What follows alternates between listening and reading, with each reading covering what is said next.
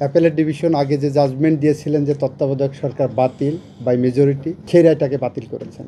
তত্ত্বাবধায়ক সরকার নিয়ে রায় হয়েছে, ওনারা অ্যাপেলেট ডিভিশন আগে যে জাজমেন্ট দিয়েছিলেন যে তত্ত্বাবধায়ক সরকার বাতিল বাই মেজরিটি, সেই রায়টা ওনারা সর্বসম্মতিক্রমে সেই রায়টাকে বাতিল করেছেন। এবং বাতিল করার পরে আমরা কোর্টে ওই দিন সাবমিশনে বলেছিলাম, আমাদের একটা লিগ্যাল প্রিন্সিপাল আছে, ডক্ট্রিন যেটাকে বলে অ্যাপ্লিকেবিলিটি অফ ল। সুপ্রিম কোর্টের judgment is also a judgment made law under article 111 of the Constitution. The law is always prospective unless it is given retrospective effect.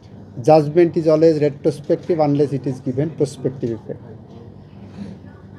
ওনারা এটাকে প্রসপেক্টিভ ইফেক্ট দিয়েছেন, অর্থাৎ আগামী সংসদ ডিজলভ হওয়ার পরের থেকে এই রায় কার্যকর হবে। ফলে তত্ত্বাবধায়ক সরকার ব্যবস্থা পুনর্বহাল হলো। তত্ত্বাবধায়ক সরকার ব্যবস্থা সংবিধানে 1996 সালের ত্রয়োদশ সংশোধনের মাধ্যমে আনা হয়েছিল। সেইটাকে সংবিধানের সাথে সাংঘর্ষিক না বলে এটাকে সাংবিধানিক হিসাবেই ঘোষিত হলো।